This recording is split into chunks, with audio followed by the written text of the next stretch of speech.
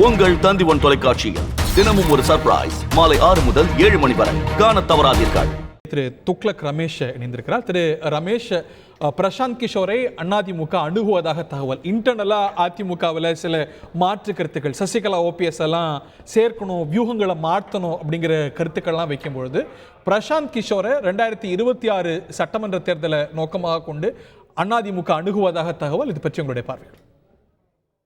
திரு பிரசாந்த் கிஷோர் அவர்கள் அதிமுகவுக்காக கூட்டணி வியூகங்களை வகுக்க பணியை மேற்கொள்ள போகிறாரா என்பதை உறுதி செய்யப்படாத நிலையில நான் இதை தெரிவிக்க விரும்புகிறேன். முதல்ல அதிமுக தன்னை சீர்படுத்திக் கொள்வது பற்றி அதிமுகவினுடைய பொதுக்குழுவை கூட்டி அதனுடைய நிர்வாகிகள் சுதந்திரமாக பேச அனுமதித்தாலே பல விஷயங்களை அதிமுக தெரிந்து கொள்ள முடியும். இப்போதைய நாடாளுமன்ற தேர்தலுக்கு பிந்தைய ஆலோசனை கூட்டங்கள், தலைமை கழகத்தில் நடைபெறுகிற கூட்டங்கள் வெறும் சம்பிரதாய கூட்டங்களாகத்தான் அமைந்திருக்கின்றன என்று அந்த கூட்டத்திற்கு போய்விட்டு வந்த பல அதிமுகவினுடைய நிர்வாகிகள் தனிப்பட்ட முறையிலும் பத்திரிகையாளர் என்ற வகையிலும் நான் உரையாடுகிற போது சில கண்டிஷன்களோடு தான் தாங்கள் அங்கே போய் பங்கேற்றதாக தெரிவிக்கிறார்கள். பிறரை பற்றி, குறிப்பிட்ட சிலரை பற்றி புகார் சொல்லக்கூடாது, அதே போல பிரிந்தவர்கள் சேர வேண்டும் என்ற கருத்தை எல்லாம் பேசக்கூடாது என்று ட்வீட் செய்து அதன் பிறகு அந்த கூட்டத்திற்கு அவர்கள் அழைக்கப்படுகிறார்கள், அனுமதிக்கப்படுகிறார்கள். இது என்ன விதமான பலனை தரும் என்று எனக்கு தெரியவில்லை.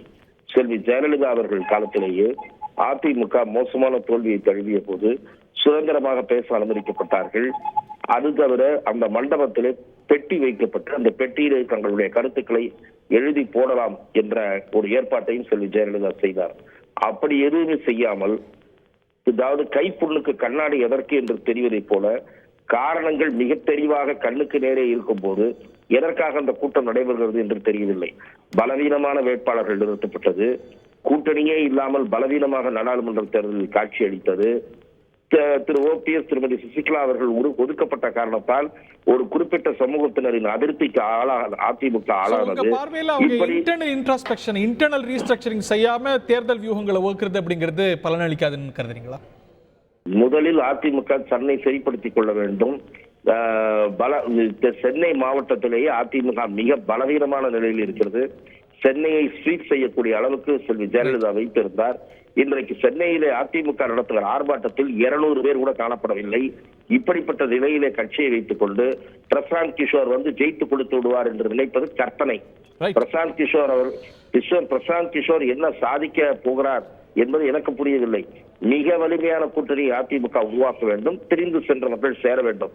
இது நடந்தால் மட்டுமே அதிமுகவுக்கு மறுவாழ்வு என்பது கிட்டும். உங்கள் தந்தி1 தொலைக்காட்சியில் தினமும் ஒரு சர்ப்ரைஸ் மாலை 6 முதல் 7 மணி வரை காண தவறாதீர்கள்.